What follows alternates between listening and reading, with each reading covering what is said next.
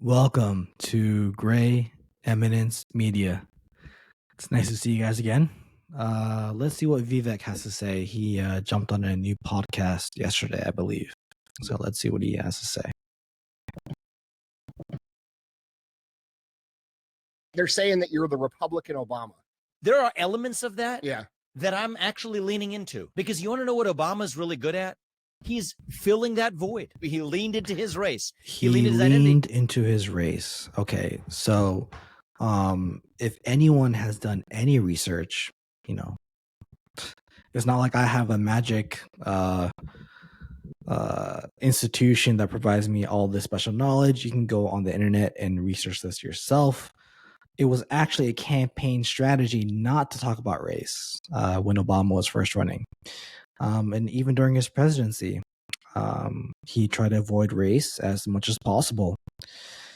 And, obviously there were incidents with, or not incidents, there were extrajudicial killings performed by the U.S. government, by law enforcement against black males. Tamir Rice, rest in peace. Trayvon Martin, rest in peace. And of course, in those times, President Obama did have to address, race. But aside from that, actually, it was the opposite. But I understand why Vivek is doing this. It's good politics on his part. He's trying to draw a stark contrast between himself and Obama. So I think it's a good move on his part, but it's just wholly inaccurate. And says, okay, now it's about race and gender and sexuality and climate. Now, the gender part, I'm not sure where he's going with this. I think it's just a political move on his campaign. Sexuality, I do agree with Vivek here. Obama did a lot for the LGBTQ community. I don't know if I'm missing any letters, but yes, he has done a lot for that community. So he is accurate in that.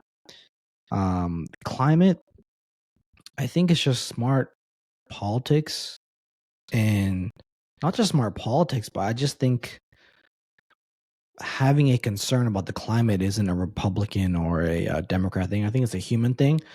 Now, in terms of regulations, we can go into that.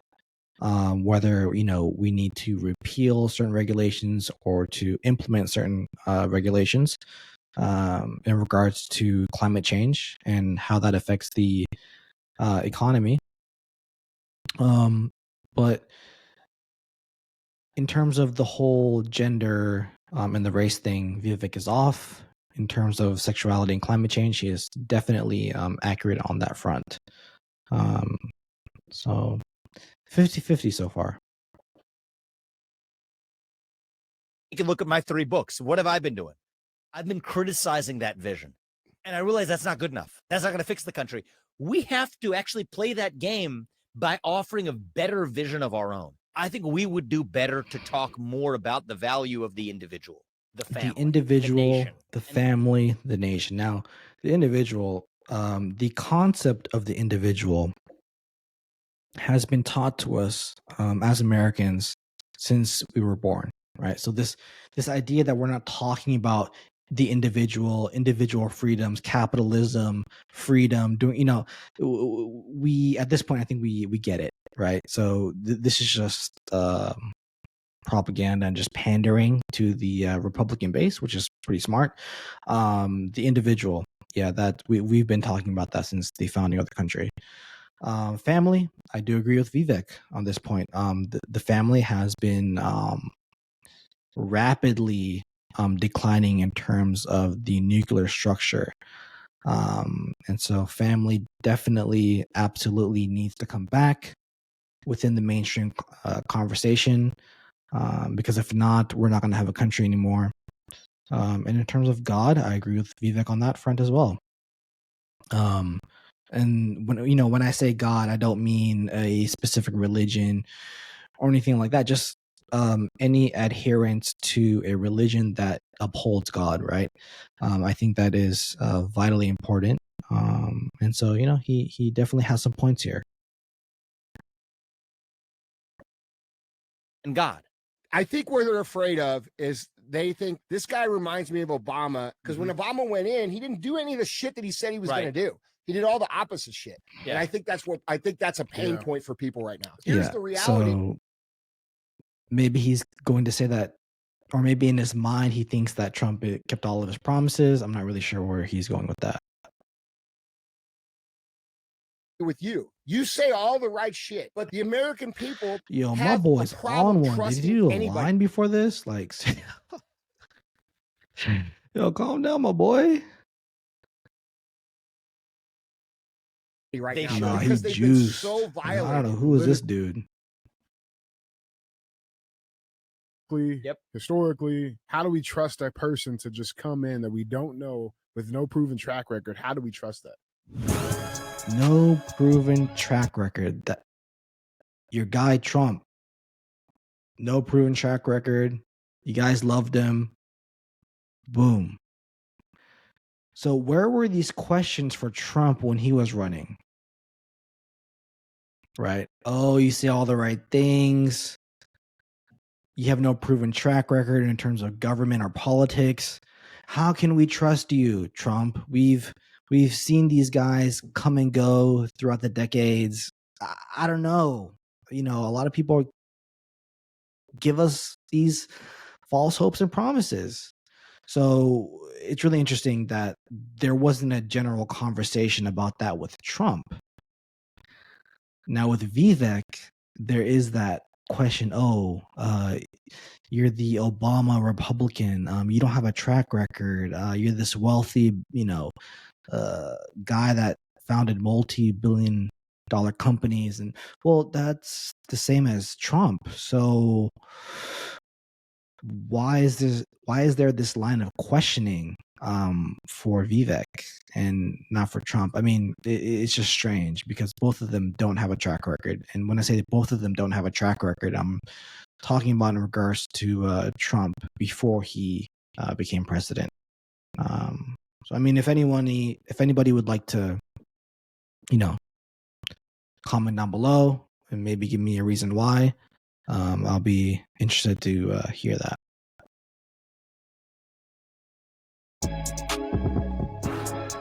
What is up, guys? It's Andy Frisella, and this is the show for the realists. Say goodbye to the lies, the fakeness, and delusions of modern society, and welcome to motherfucking reality. Guys, today we have an awesome show for you. It would normally be CTI, but we have a special edition of, we'll call it CTI, okay? You'll find out in a second. As always, make sure you remember to pay the fee. I'm going to get right into the show. We have a special guest here today, Mr. Vivek Ramaswamy. What's up, man? All right, Vivek, just be yourself, bro. Wear that suit, rock that suit. You know what I'm saying? Like, have that tie. I mean, you ain't gotta do all the black shirt stuff, but I understand why you did it, but it just doesn't seem authentic. So. See you. It's good to see you too. Thanks for coming through. I love that slogan, by the way. Pay the fee. Vivek be looking like Jimmy Neutron though, low key. Yeah, that's what it is. I like that. Yeah, it lands. But I said that wasn't the tagline of the show. I said that's the fucking tagline. Hey, it's a hashtag. Listen, the people. We all love the people here. Yeah, the people love it. Yeah, we ain't got hoes here. Yeah, no hoes over here. So we're good. As I mentioned, guys, we're going to do something a little bit different today, and I'll let DJ kind of bring this up. But before we get into that, I just want to say, man, I really appreciate you coming on the show. I think what you're doing is very important. I like the fact and how you're doing it. You're coming around to the podcast circuit. You're speaking to the people directly. You're having hard conversations, and whether people agree or disagree, everybody should respect that. I think it's the best. I think it's the best thing that I've seen from any politician. And I know you're not a politician, you're an entrepreneur. But I think that's the way it's going to be from now until the future. I think we're going to have to get out here. We're going to have to talk with the real people and answer some real questions. And I'm looking forward to having a good conversation with you, man. I'm pretty excited about it. I think Yeah. one of the things that's worked for me is if you get too attached. Yo, to I ain't gonna saying lie that- though. This guy's good. This guy's good. I'm not a Republican and I'm not a Democrat. So essentially, in terms of these presidential races, I just try to vote for the person who I think is going to best serve American interests. So this isn't a takedown of Vivek or a support of Vivek. This is just an observation. But he's fantastic though.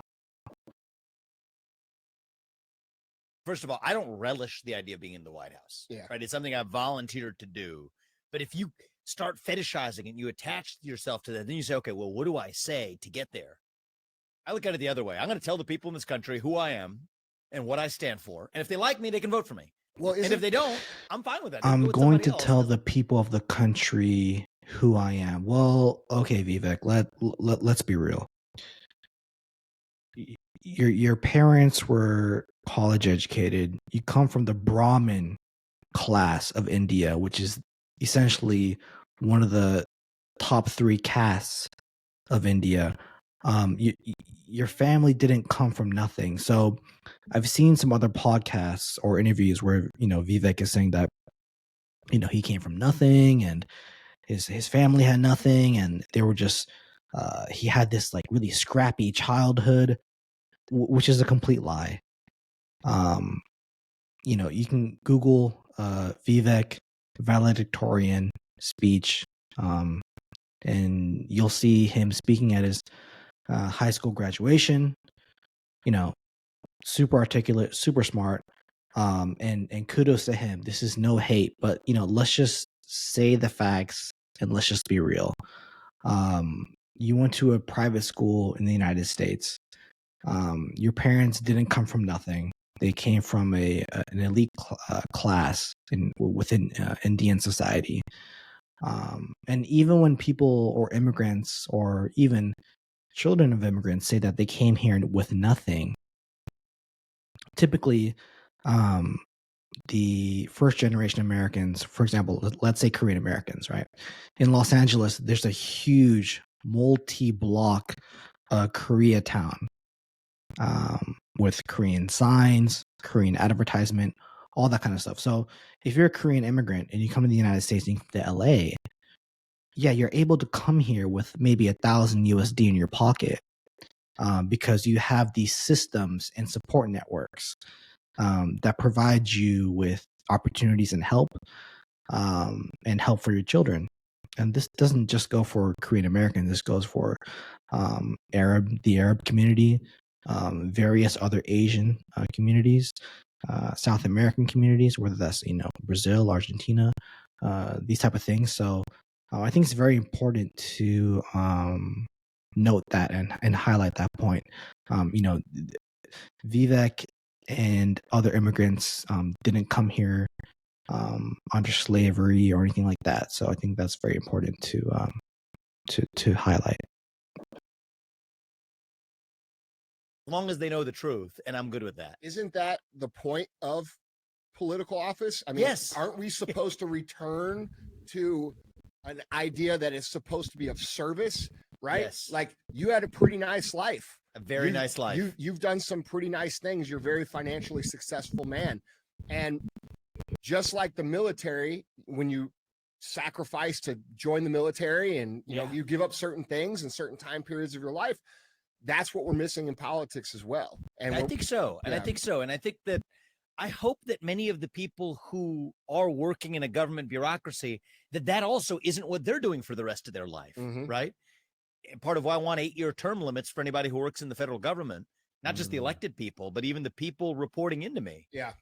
And so anyway, that's a different vision of a culture of what. That's a very good point. I definitely agree with that. You always want to have fresh blood, and that keeps with the deep state. Like I said, even though I'm not a Republican or even remotely a MAGA person, I think it is very healthy for bureaucrats or government officials, not in a lower capacity, but in the capacity of serving within the executive circle, or serving C-suite executives in terms of government, which is Secretary of State, Secretary of Defense, all these different positions. People that are working for these types of individuals. I think it is a very good idea to have these kind of like similar term limits. So that's a great point. Because if you don't have those term limits, then all of a sudden you have people entrenched in power for decades and decades, and that's how you start to establish systems and procedures, and and that very well could circumvent people in power, which is, well, I guess Republicans call it the deep state. So it's a very good point, Vivek. Citizens. There's a period of time when you serve. Great. Focus on service. Get the heck out. Don't turn that into a career, because that then becomes about turning service into self-interest. You want to do self-interest, do it. Do it as a capitalist. Yeah. Do it the way we were made to do it. So I think that there are phases of life. I wasn't one of those people who served in the military when I graduated from college. That just wasn't where my headspace was. My dad grew up not with a lot of money. My mom and dad both working class family in Southwest Ohio. He went through layoffs at GE under Jack Welch's tenure. Oh no, his dad worked for GE and he experienced some layoffs. Oh no, yeah, really. What a poor background, right? Yeah. He's not a son of an Afghan refugee. Okay, let's just get that straight. My headspace when I graduated was, tell me more about that Jack Welch guy. Okay, I'm kind of interested in seeing whether I break outside of the mold that even my parents wanted me to just focus on a stable career. The idea of being an entrepreneur was outside of the comfort zone for what they had envisioned for me. But for me, that was where I wanted to make it. I've done that now. And I completely respect that. I completely respect that. Great job, Vivek. In terms of the wealth that he amassed, from the research that I've conducted, it definitely wasn't something that his parents gave him or some kind of a connection. So this is definitely him. So I'm super proud of that, and good for him. Phase of my life to say, how do we create the American dream that you've lived? I mean, you're a young person. You've succeeded at scale, right? How do we make that story normal for the next generation? And I think it takes somebody who's lived a life like you or I has to be able to say, we're going to go in for a short time. God knows I don't want to do this for long, but we'll go do it for 8 years, revive the country that we grew up in, maybe one even greater than the one we grew up in, and then pass the torch on to somebody else. That's the way I look at it. We are perfectly aligned in that idea. I believe 100% that we need people who have actually accomplished things, who have done things outside political office, to lend their skill set, lend their time to the country in its time of need. And I think that anybody who's watching you right now, if they're honest with themselves, that's refreshing, dude. Thanks, whether they like everything that you say or they have, theories about this or that. The reality is we live in a country with a very fat, bloated, old, entitled government where it's become the norm for people to go to office in order to get in on the inside deal or to make personal wealth. And what we really need is some of these other guys out here say, at least starting to speak up, at least starting to get engaged, and not just, sipping their Mai Tais on their beachfront property, right? Like we could all be doing right now. Yeah, I mean, that gets, in a certain sense, that also, for me at least, I got restless going through that period of my life. And then you bring 2 sons into this world, it changes your perspective. There's more to life than the aimless passage of time. For sure. It sounds like misery. That's bars. Bars. I did not expect that from Vivek. Bars right there. Prison could be in a beachfront mansion. That prison could be in a tough, lower income, working class neighborhood in the inner city. Yeah. It's almost like the circumstance doesn't actually matter. It's the mentality with which you approach your purpose, at least for me. I don't need sleep when I'm guided by my sense of purpose. Yeah. Right. Yeah.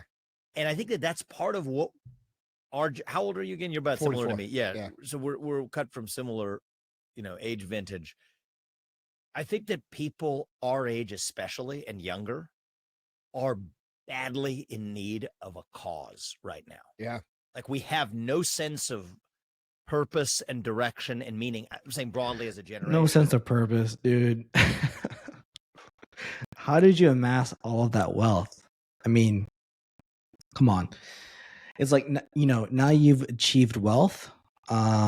So, at a certain point, once you've achieved financial independence, you don't need as much money as Elon Musk, right? Whatever his net worth is, $1 billion or 700 million or 600 million, there's not going to be that much of a difference in his life if he earned like 3 billion more dollars. I mean, with 3 billion more, I mean, what else would he really need? I think this whole idea of we've lost our purpose, and our generation, including me, we're trying to find something to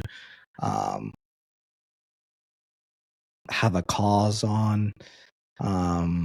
It just seems inauthentic, doesn't seem genuine.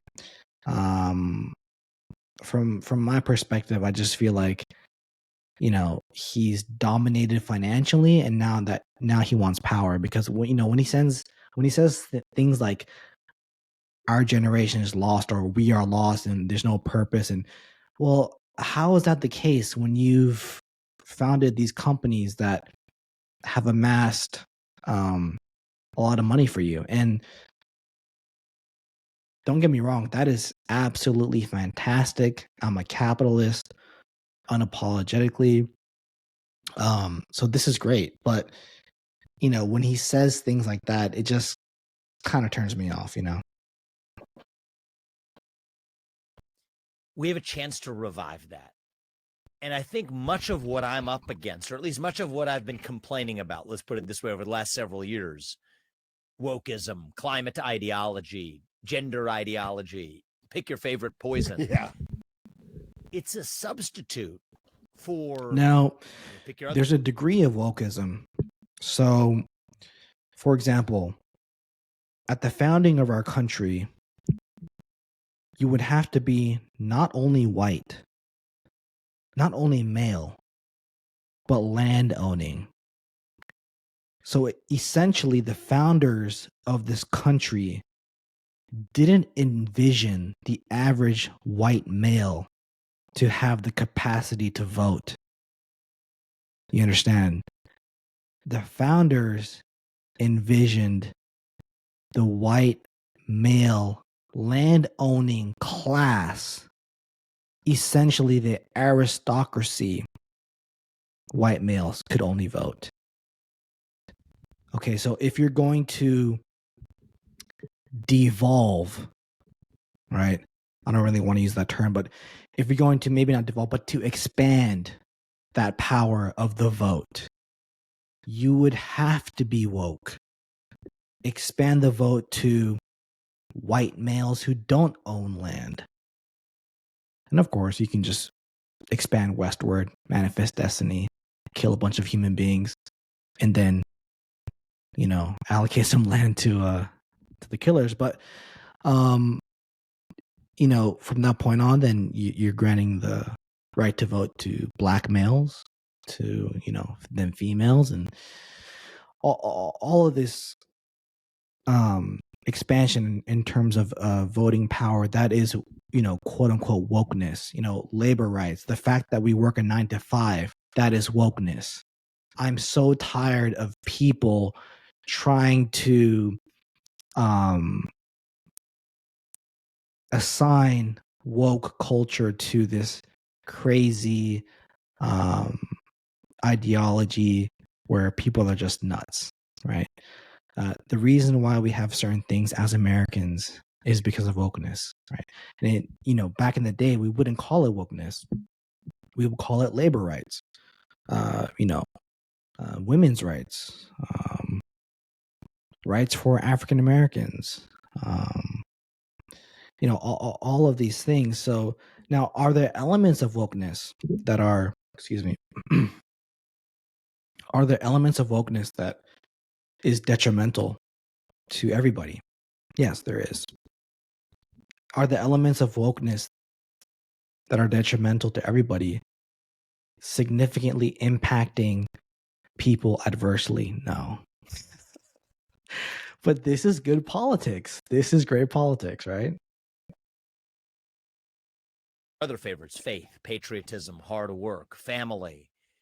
When those things disappear, we need to latch on to something.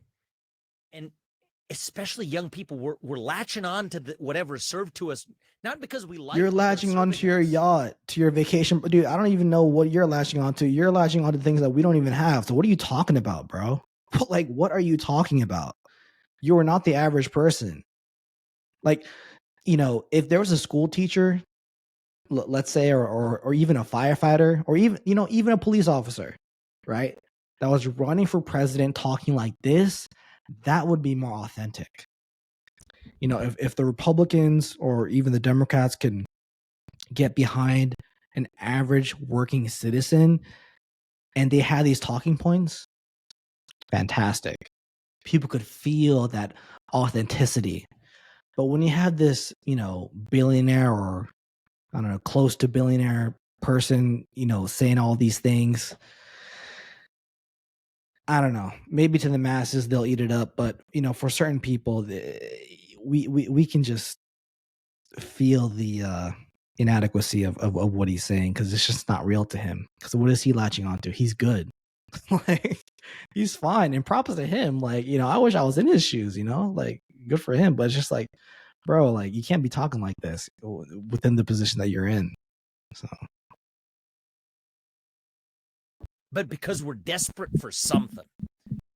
And so I think there's an opportunity, and I only got familiar with what you're doing, for the last 10 today. minutes. Yeah, right. But there's a sense in which even your own self-worth, reviving that self-confidence through fitness, through hard work, he's good. through achieving He's good.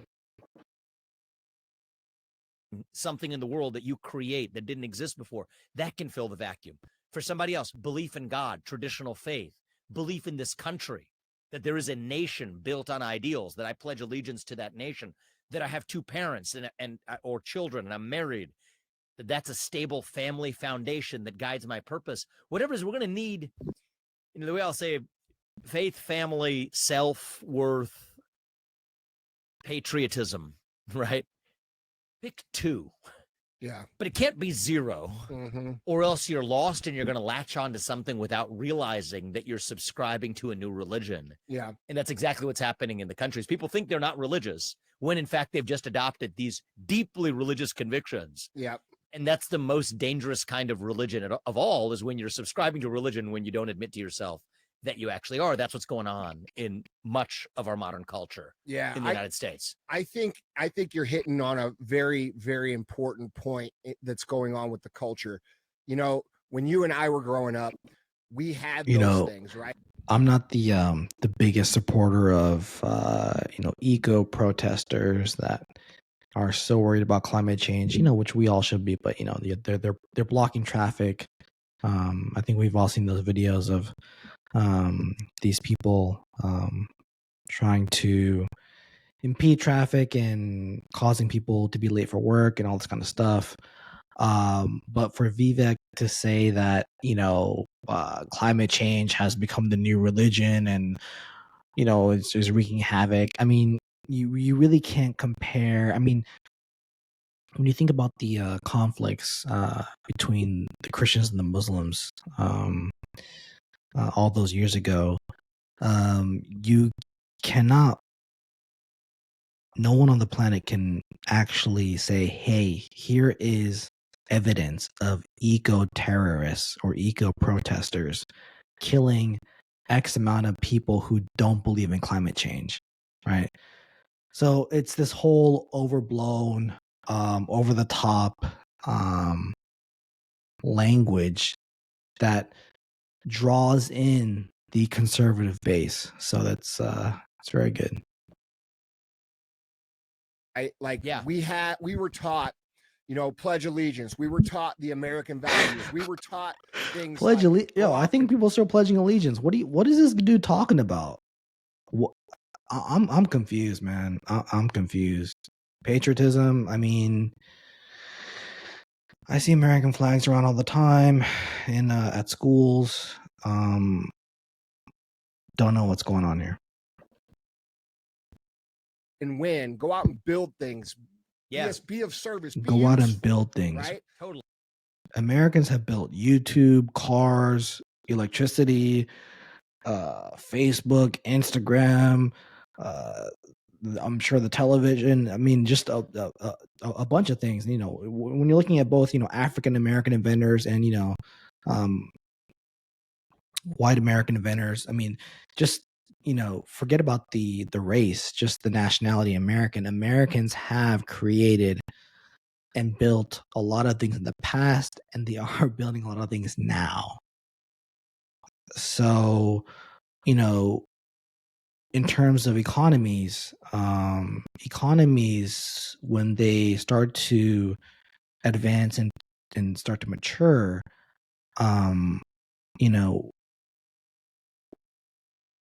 these economies aren't going to necessarily be building simple things like fidget spinners, things like that. We'll give that to China, but in terms of building things, we build a lot. I mean, look at our defense industry, or not defense. I would say the offensive industry.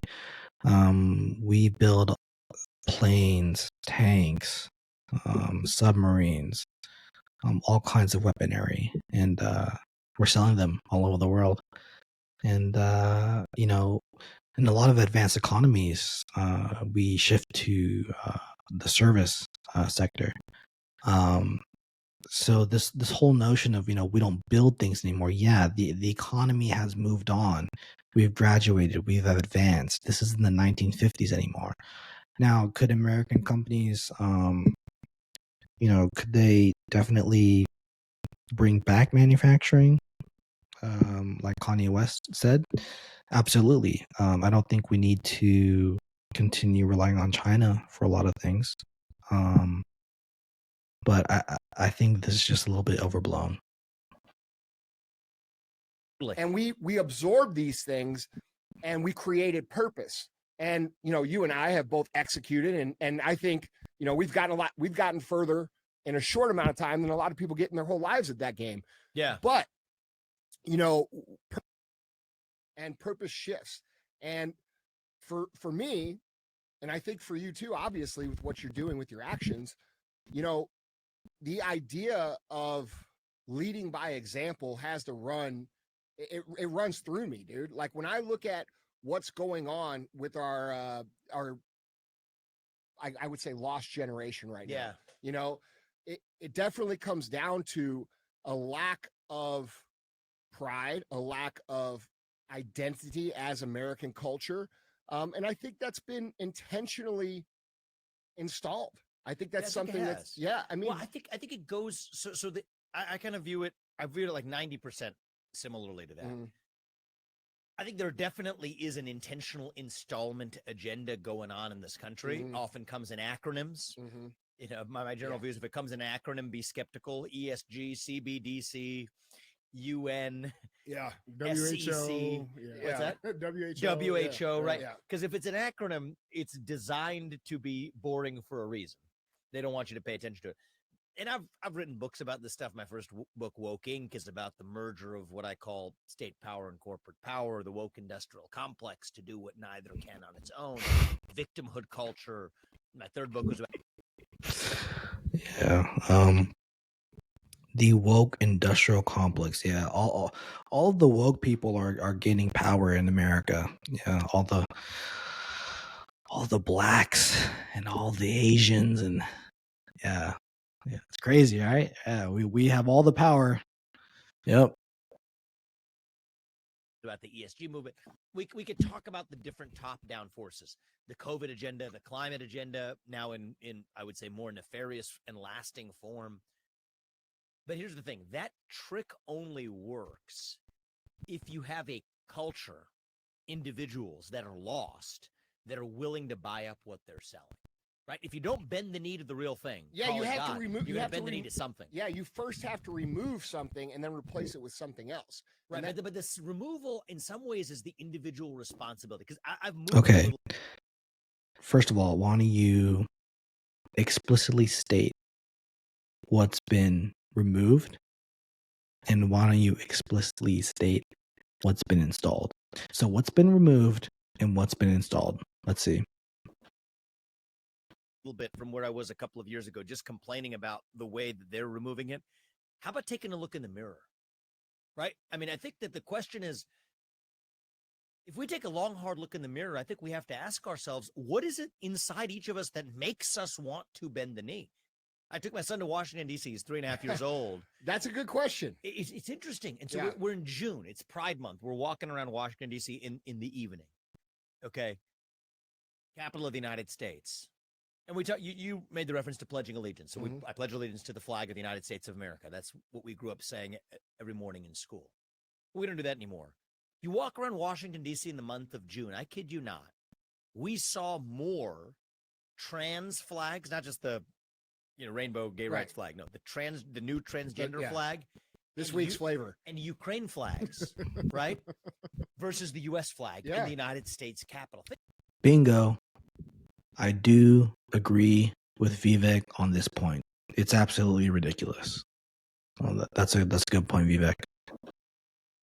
Think about that. There were on a combined basis more flags for the nation of Ukraine and for the transgender movement than there were for the United States of America. So there's a very real sense we require these symbols, right? So if you don't pledge allegiance to that flag. And by the way, everybody should be pledging allegiance to the American flag if you're an American. And this is including Black folks, right? Obviously, you can look at me, so you know where I'm from. But for all the Black people out there that are skeptical of Vivek or anything like that, or skeptical of their love for America because of the history that's been, I guess, written about African Americans within this country, I completely understand.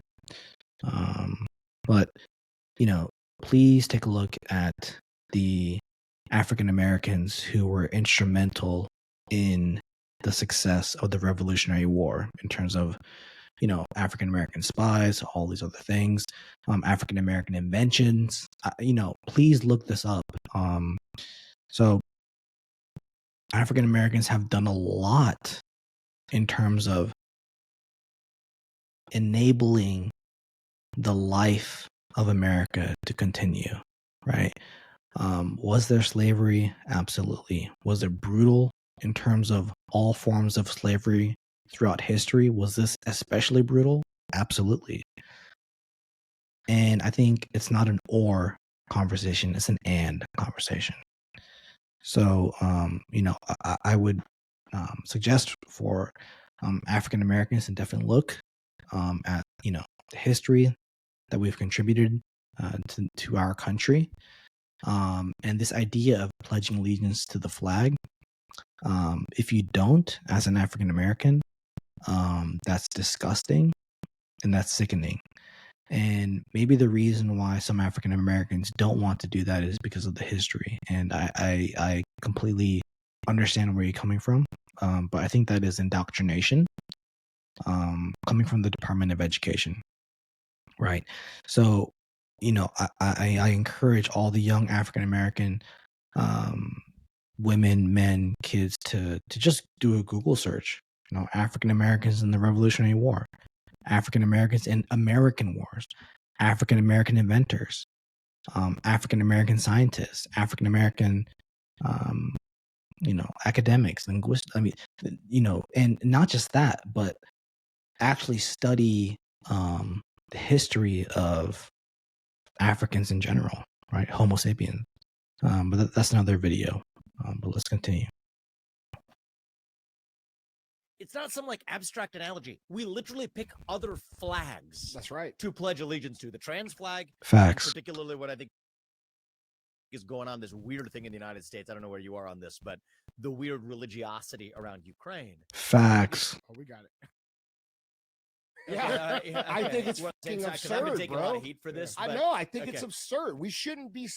Look, man, go to San Francisco. Go to Come Los on, you know these these weapons manufacturers, they're making bank. Like, look, these two, everybody in the room is smart. We know why they're doing this because they're a bunch of shareholders and politicians who actually hold stock in these companies. You know, they're selling F-16s, they're selling missiles, they're selling tanks. Let's cut the BS. We know why they're doing it because people are making money. And you know, the real question is we can't put profits as the number one destination as Americans. Now, should we continue to be a capitalist society? Absolutely. Never embrace communism. Never embrace socialism. Our form of American capitalism in our economy is absolutely the best thing that has happened in the Western world. However, if you get too far ahead of yourself and you're just putting profits above everything, then I guess I do agree with Vivek on this point in terms of the conclusion, not on the approach or how we get there. If you do put profits over everything, country, God, family, your friends, you're going to be in a really weird situation. So we definitely need to get a hold on that. Go to Maui. Go to downtown St. Louis. Yeah. Go to all these cities. The fact that we're sending a fucking dollar to anyone else is absurd right now. It is Facts. criminal. Actually. Yeah. I think it's literally criminal because in this particular case, I believe it is a repayment for a bribe of the son of a sitting U.S. president. Oh, Absolutely. 100%. But the reason then that begs the question of why the Republicans are going along with it, and it is this deeper muscle memory. Because the Republicans and the Democrats hold the same stock in the same companies.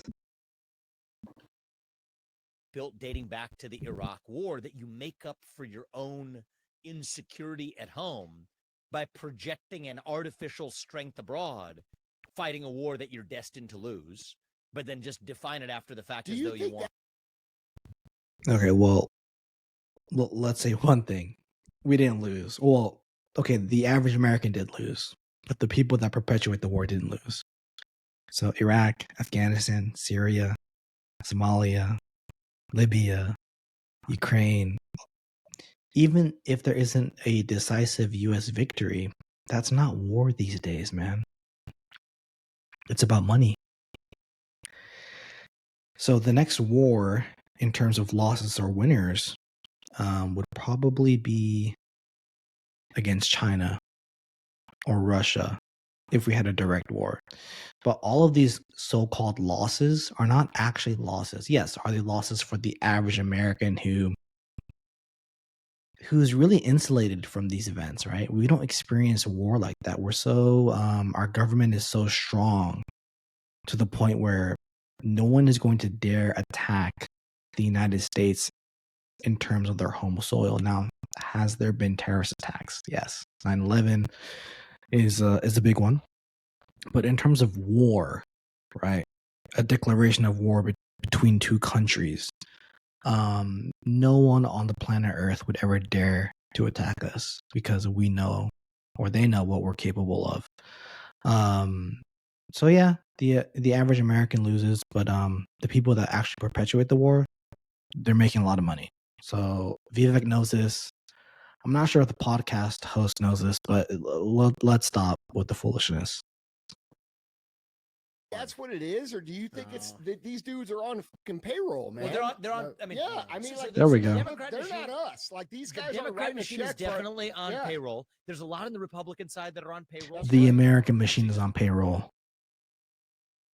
Look at some of the other, look at some of the other candidates. Who's donating how to they've their made political money. campaigns? Or who gets to be a military contractor after Okay, so they do understand. the UN, Yeah. right? And goes from being in debt to making $8 million. Yeah. Operating a military contractor and being on the board of Boeing to Lockheed Martin to you name it. So that's like 75% of it. But I believe in getting to the truth. And it is weird, I have to tell you. Unless there are facts I don't know, there are donors I've lost, like potential big backers and donors. That's supposedly what you need to win a presidential race, but it is what it is. I'm going to stick to saying what I believe. Who I don't think, like I have no basis to believe, have direct financial interests that benefit from the war. And yet the one position, the third rail, that stops them from being able to support me. They love my, domestic policies and deregulation and shutting down administrative state. They'll get me behind all that. They'll be with me on the anti-woke message.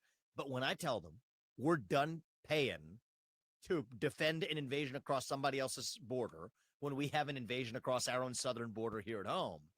And see, this is part of the reason why Vivek,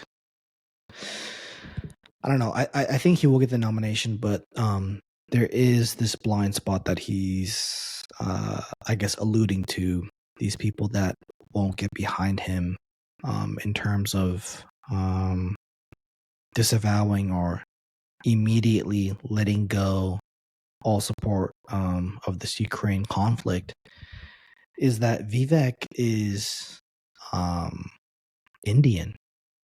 He's not European. So a lot of the people that he's talking to, the donor class, or people that, these very powerful people that get behind presidential candidates, a lot of the people that he's talking to are European Americans. And so there's this primal, not in a bad way, there's this primal urge to possibly help the Ukrainians. I mean, who knows? Maybe some of these donors have Ukrainian blood, right? They're able to trace their ancestry. So to Vivek, it's like, America first. What's the problem? But the donor class, a lot of these people, especially wealthy Americans, they have ties to Europe, and not just like distant ties. Like they may still maintain ties to several European countries, right?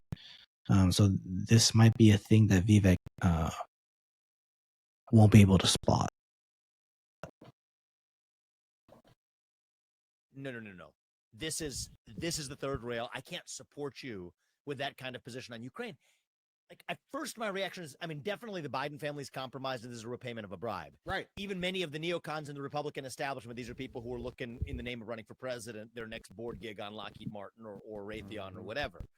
But there's a subset of people, very wealthy people, that don't need more money, and I don't think are directly making money off this war, but have this still imperialist bone in their body that they just can't let go of. Yeah. And I think it relates to a sort of ego deficit, actually. See, this is the blind spot that I'm talking about. This, he says it's this imperialist stance. No, it's not an imperialist stance. Maybe to you it is.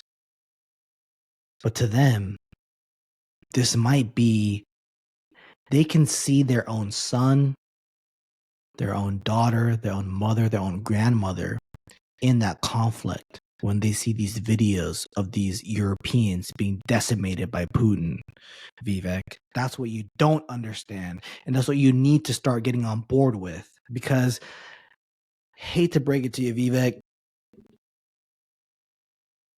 come on, man.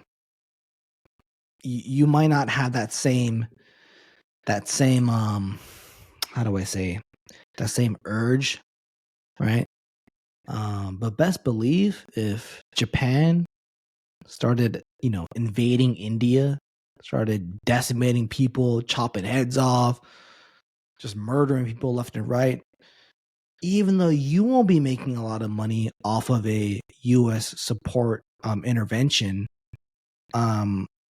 you don't need money as a motivator, right? So this is the kind of thing that I'm afraid of if he gets into the Oval Office. There might be analysts and people that work for various governments that might detect this, and so he needs to be very careful. Lose your true sense of self-worth.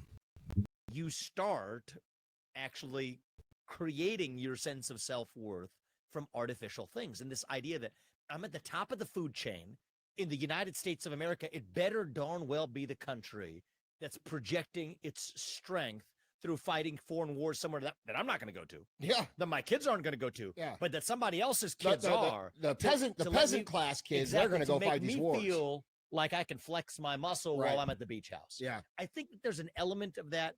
Like if we're getting, I can see that. It's Like not when you just see the Lindsey conspiracy; Graham it's the go there. psychology. Totally. Yeah, you totally. see Lindsey Graham go there and say the best money we ever spent. Killing was- a bunch of Russians. Yeah, bro, that's bullshit. And Americans don't feel that way. Americans don't feel that way. No. No way. We're over here like, you fighting this war, bro? You see, this is what they don't understand. Vivek understands this. He's just playing along with this podcast host. Vivek understands this very well. He is a globalist. I don't care what he says.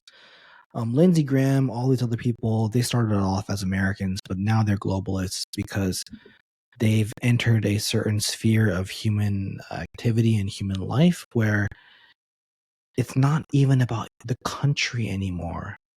It's about your position within your country, right? So an everyday American, they can care less about what's going on in Ukraine. But Lindsey Graham, some of these other senators, they might have investments over there. They might have friends and family over there.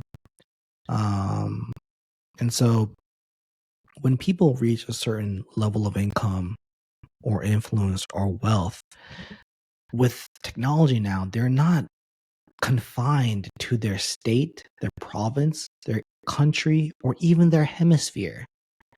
They are connected with everybody else that's on their same level, that's from a different hemisphere, a different country, a different state, a different province. And so I think that's something that people need to be aware of when you reach a certain level of success, because now you're connecting with other people who are successful, who might be black, who might be white, who might be Korean, Japanese, Emirati, right? And this is just the way of the world. It's not a bad thing. I don't think globalist, that term, is a bad thing, because we, as human beings, we went from a family to a tribe to a province to a city-state, to several city-states, to a country, to a union such as the European Union, right? So it's just accelerating at this point. And Vivek is doing very well in terms of trying to look like the average American here. Like, Yeah. you gonna go fight this? Like, nobody wants this. I send Lindsey Graham to the front lines. Yeah, they all deserve to go to the front lines, bro. I mean, yeah, they believe in the Yeah. war. Hey, listen, Let them stand for it. I totally agree with Yeah. that.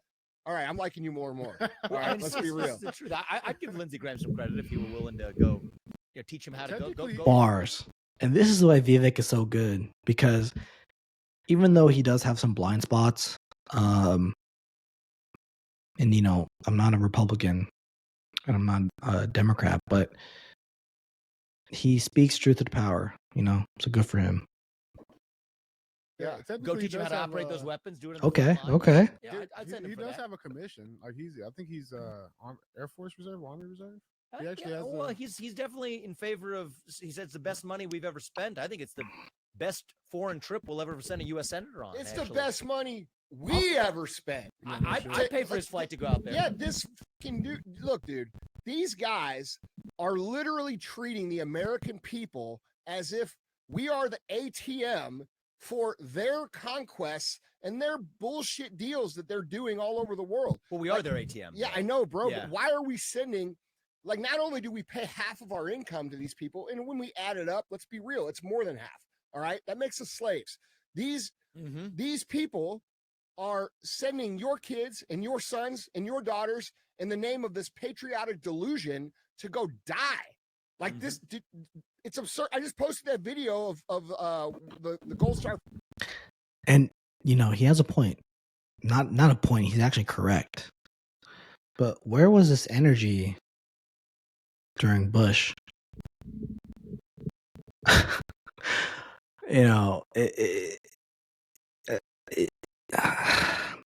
This has been going on for a long time, and for some reason, once Obama became president, people started to quote unquote wake up, when one of the worst human beings that has ever walked on the earth was George W. Bush, right? And we all know what he did. And there wasn't this spectacular uproar of what we're hearing right now. So it's really interesting to see why now, right? I mean, he has a point, and he's absolutely correct, because I agree. But this all started with George W. Bush in terms of this, these invasions, these multi-pronged wars. So it's very interesting. Families on my Instagram, dude, that was heartbreaking to watch. Like, how can you watch that and not understand what these people think of us? Like, when I say us, dude, I come from the same class everybody else listening here. I'm not part of their team, right? I might have a couple dollars. Vivek's got a few dollars. But like, dude, we're not part of their crew. Yeah. And like, these people see us, the people, as their way to finance, their way to get wealthy, and they're soldiers to fight their wars. And this is absurd, dude. This is not what we're here. By the way, this has been happening since the beginning of time. There are just some things that you have to be not even comfortable with, but there are just some things that you need to understand. Yes, these quote-unquote people look at you, or all of us, as not one of them. And that'll never change. They're going to send people of a lesser class to war, to die, to do the dangerous work, right? It's almost like he just found this out, and maybe he's super upset because he was part of the military, and maybe by being a podcast host, he understands now he was used as a pawn. He was used and abused. So maybe that's where the anger is coming from. I'm not really sure. I mean, if you just read a history book, this has been going on since the beginning of time. So I don't know why he's so angry. Here to do. No. And the funny thing is, there's this mythology around it too, right?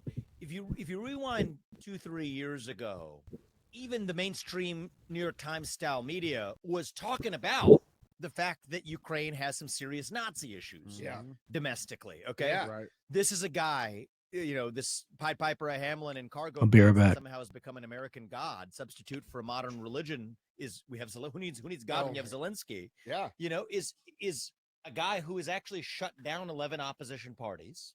He is a guy who has consolidated all media into one state media arm, and he is trying to chain gang us into a war, right? Yeah. He's rooting for world war because, I mean, say what you will about the guy, comedian in cargo pants, he still is doing what might be in his own self-interest and arguably what he thinks of as his job. If you chain gang these guys into war, then at least that's good for Ukraine. But the problem is, in some ways, it's not even, I could complain about Zelensky and point to all of his hypocrisies all we want. It goes back to that question. Easy to point the finger at the other. What the heck is going on in this country that makes us fall for this trick? Right? We say we had the 1994. I don't think people fall for it, bro. We're not. But yet we have put in class, both parties, let's just be honest. But dude, Democrats and Republicans, if there's one thing they agree on right now, okay, the worst ideas are bipartisan. Yeah, but that's not the people. Well, the people need to step up and do something I about it agree. because I'm the only person on that debate I stage agree. who I'm on there with 8 Republicans, Yeah. and I'm 1 out of 8 on that stage, Yeah. standing for what you and I are saying. So Yeah. the people better rise up and make this happen, or else we have a farce of 2 different political parties who we claim are vehemently disagreeing. You can have a pissing contest about who's more anti-woke. That's a sideshow compared to where we're actually sending our actual dollars. So yeah, better be an uprising, which is what we need in this country. Listen, dude, you're a business guy. How many lawyers have you been around? A lot, right? Many, right? many lawyers. We all Too know many. the game with lawyers, and the game with lawyers is very simple. They pretend to be enemies. They go play golf, and they talk about how they're going to fuck you out all your money. Yes, it's actually a good point. That is the whole game. It's actually a good point. You know what they say when you get a lawsuit? Hey, do not call the other guy. No, I know. No matter what you do, don't call him. And then you know how you solve shit?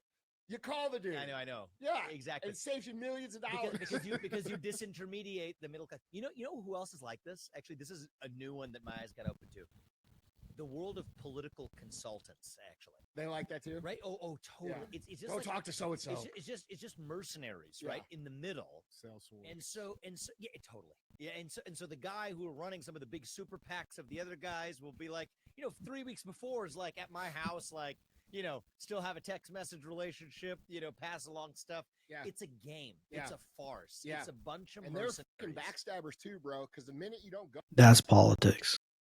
It's not just in America, throughout the world. With them, or the minute you don't. Totally. They're all of a sudden they're sending a press release out about. Yeah, dude, exactly. It's vicious, dude. People don't get that. So it's a good point that in a certain way, no, we get it. Of what's going on at the governmental level as well. But anyway, I do think this will be what separates the boys from the men in the Republican Party is our willingness to defect from the super PAC puppet class on the question of Ukraine right now. And if it's not Ukraine now, it'll be some other war. It was Iraq before, it'll be another one tomorrow. What's that? Taiwan and China. Taiwan. I mean, listen. Look, I think that the things I've said, I mean, they're raining arrows on me right now for a reason, but I'm speaking truth. Yeah. And you know what? And I'm not just isolationist for the sake of being isolationist. If somebody's attacking us on our turf, you know what? I'm not okay with the Chinese spy balloon flying over half this country. No.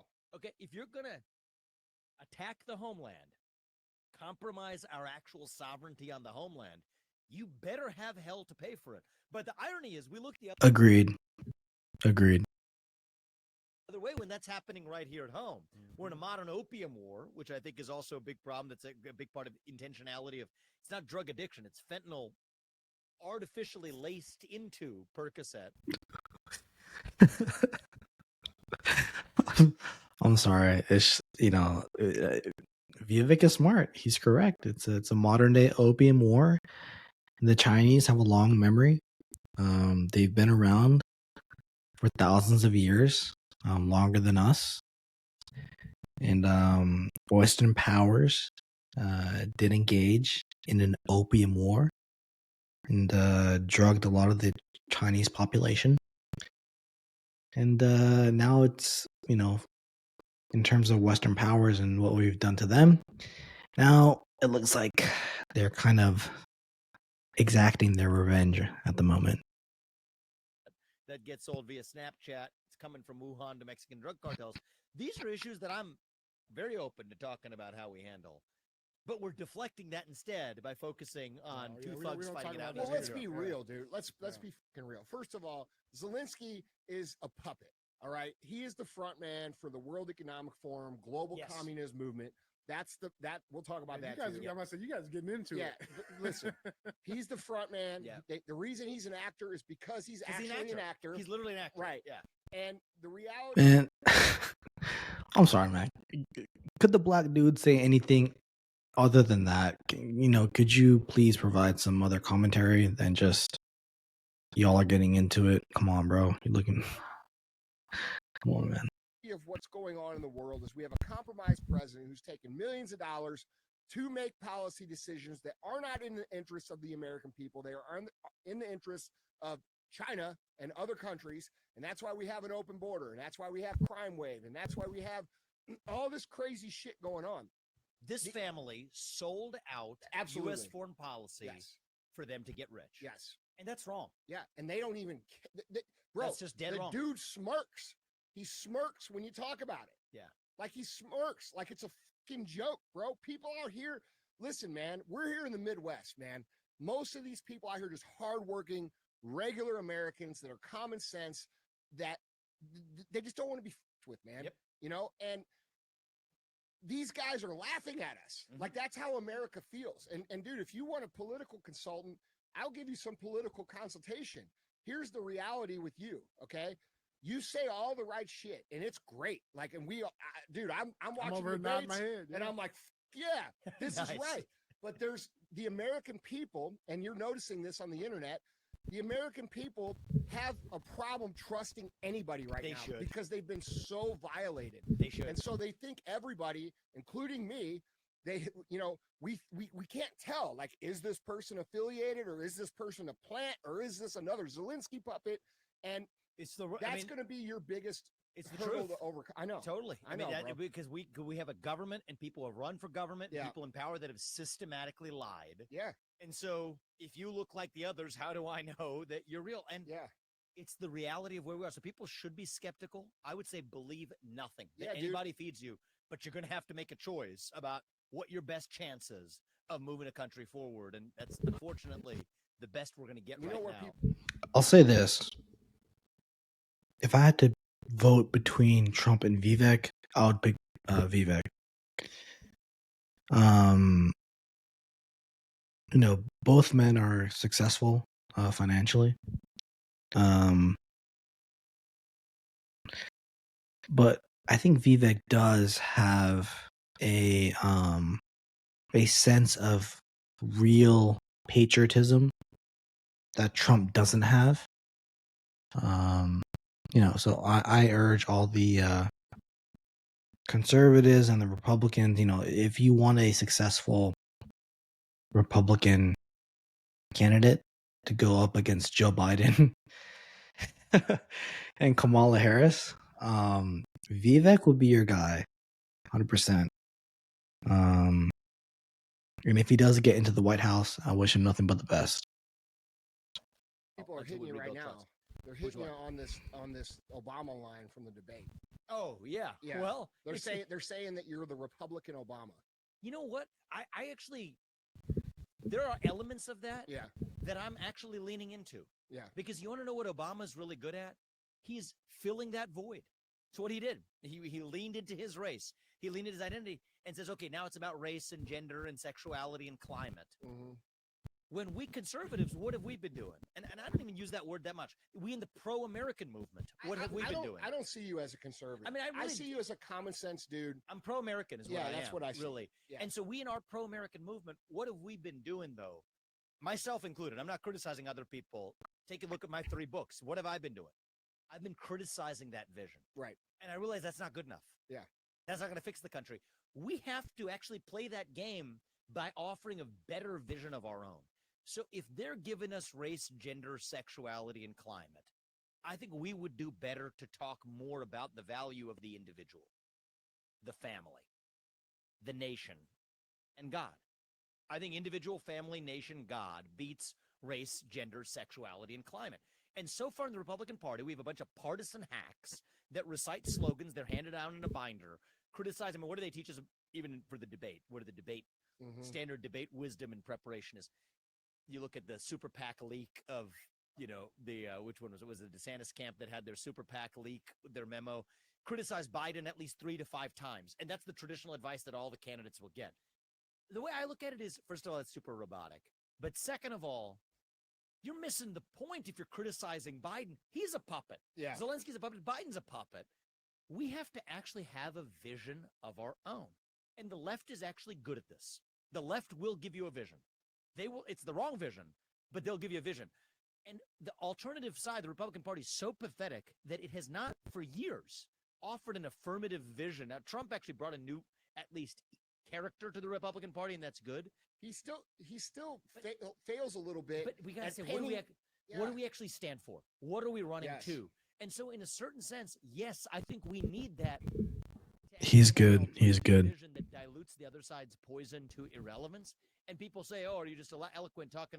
No, I don't think in a nice anybody. way. Good. I want to use the gifts I have been given to stand for an actual vision that contributes to this country. I don't think that's what people are afraid of. I think people love your charisma. I think people think it's amazing. I think it's amazing. Cool. Yeah. Thanks. We all have our gifts. We'll use them. Yeah, absolutely, dude. And it's required in business. Like, it makes perfect sense. Definitely required in politics. Yeah.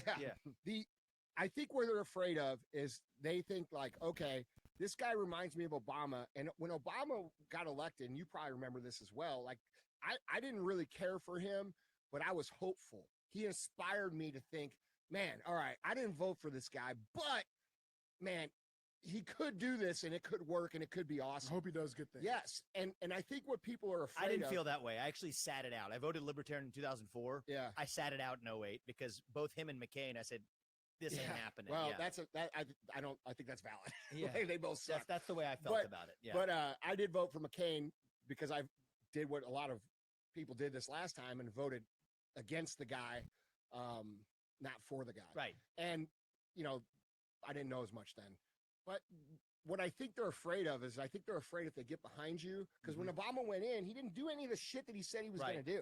He did all the opposite shit. Yeah. And I think that's a pain point for people right now. I think it's bruising. Yeah. Yeah. The skepticism is like, there's no track record. You know what I'm saying? So it's like, how do we trust this guy who came, in optics out of nowhere? Yep. Right. How can we trust that this person in the most tumultuous time that we've been in as a country, right? Politically, historically, how do we trust a person to just come in that we don't know with no proven track record? How do we trust that? Yeah. So look, I think that here's what I'll say. The people who do have track records, that's not the track record you want. They're shitty. Right. I mean, Mike Pence said it on the stage. We don't have time for a rookie.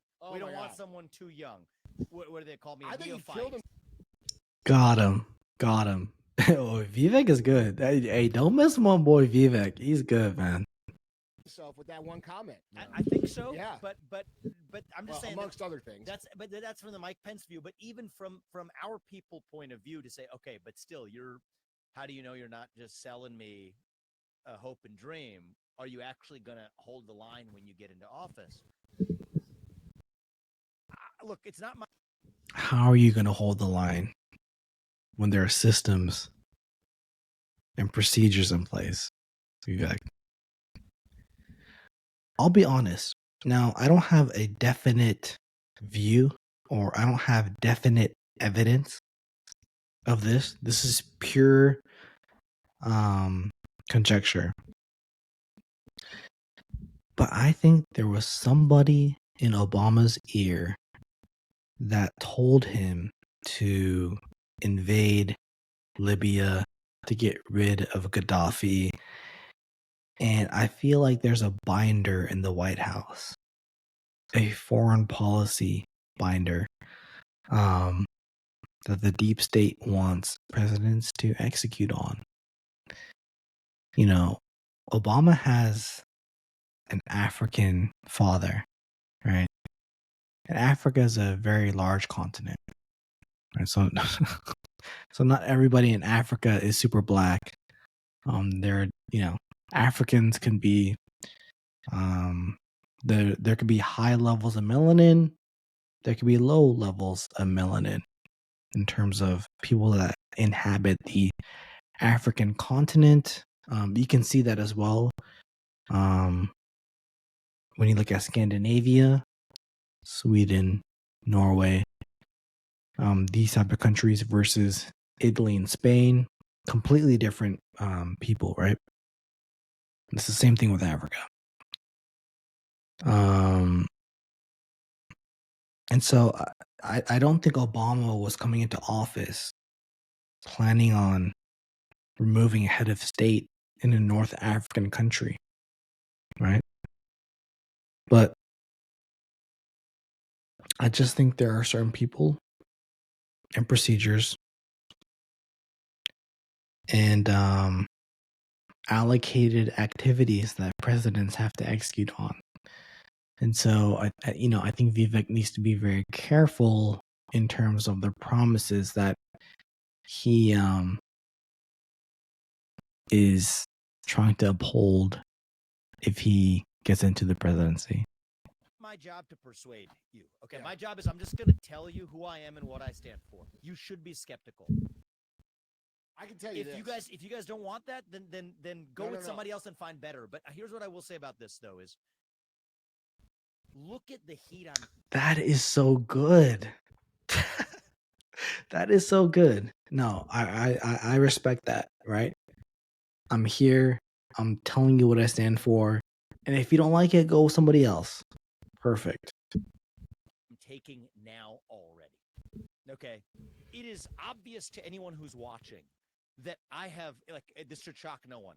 There could be tens of millions of dollars of backing coming into super PACs, et cetera, for me.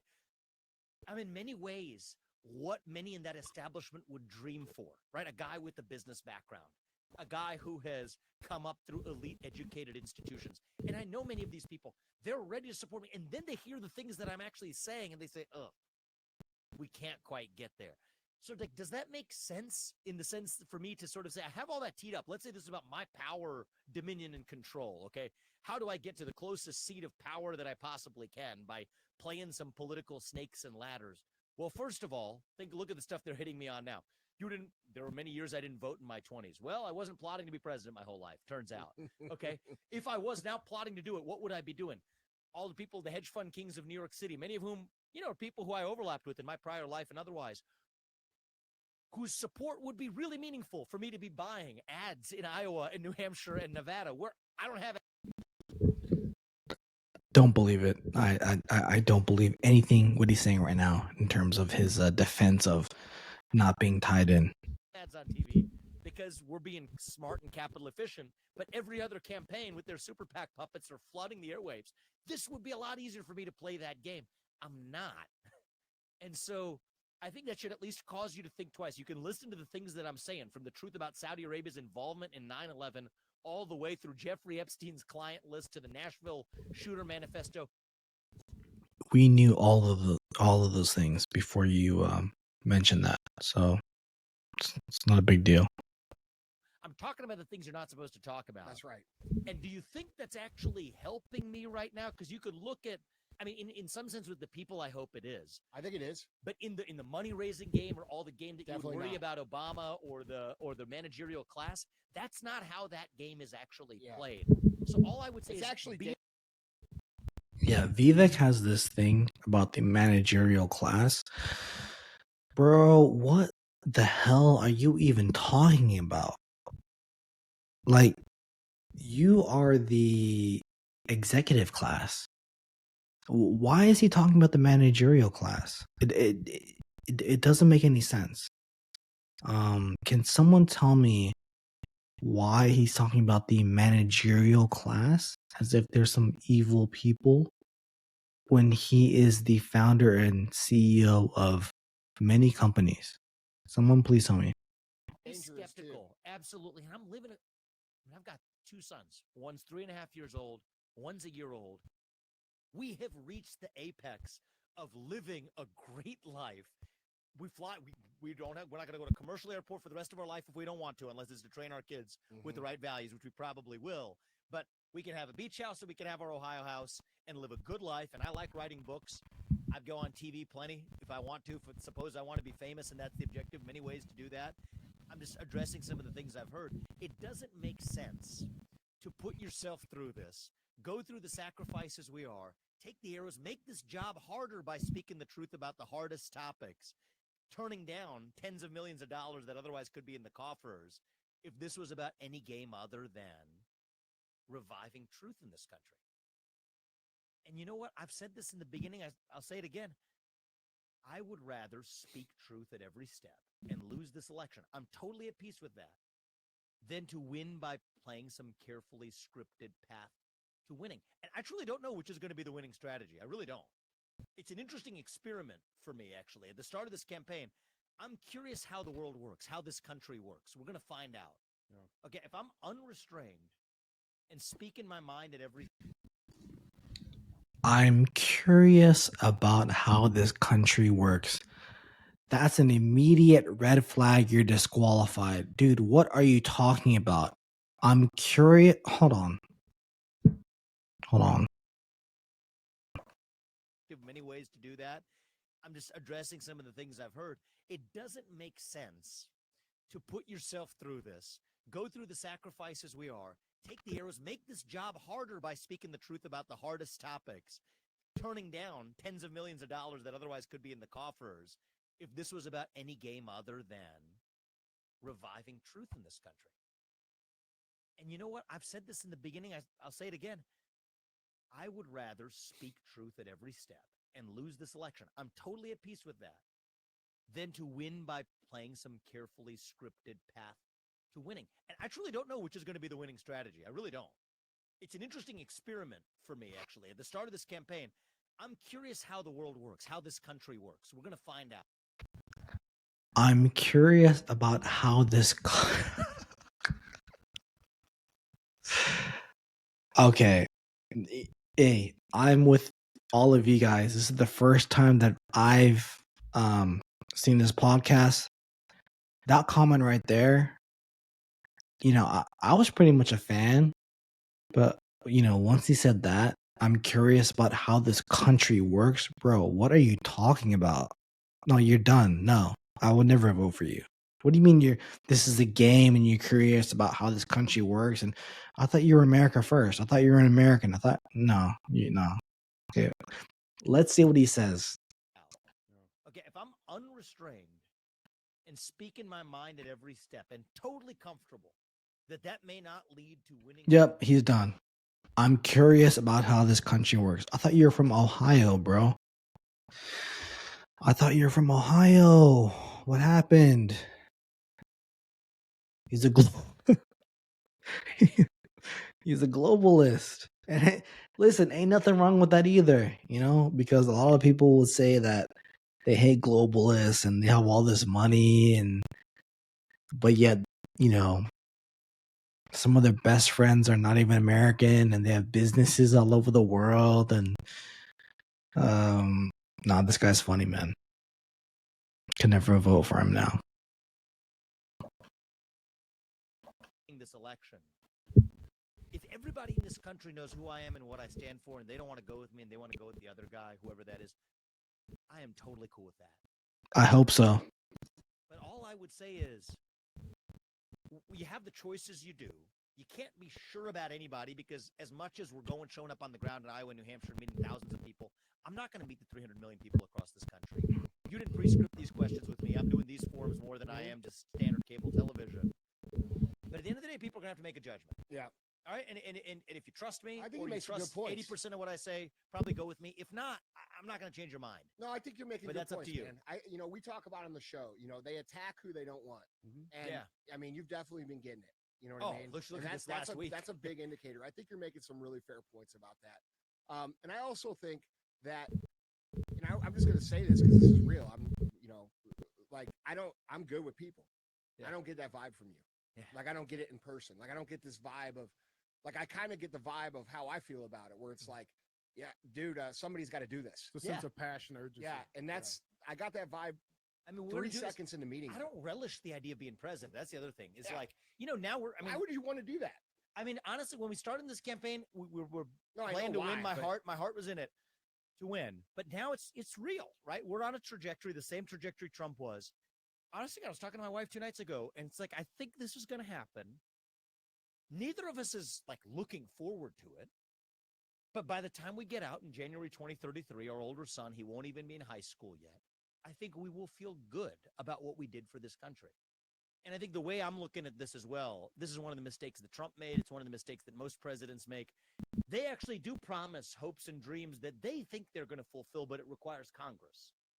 Repeal and replace Obamacare. You might remember that one. Mm-hmm. Well, I think it would have been nice if it happened, but it didn't, because it requires. So nothing that I'm promising requires 535 people in Congress to line up and agree with me, because I can't make that promise. Mm-hmm.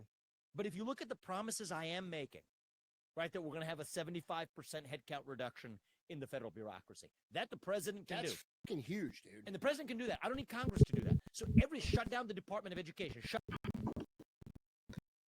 And this is when Vivek gets into his zone. This is when yo, look at his face, yo. Look at his face. Yo. He's good. He's good. And respect to Vivek, man. Because I do agree with with what he's saying in terms of reduction of headcount, reducing the size of government, all of these things. Shut down the FBI. So the president can. So I didn't know that. Yeah. So the president has the power to make the government smaller. Yes. And that's the executive branch of government smaller. And that's the president runs the executive. And that's something that you're committed to. I'm deeply committed to. In fact, that's the number one thing I'm going in to do. Yeah. If there's two things I know I can do, okay, it's shut down most of the executive branch of the government. That automatically stimulates the economy.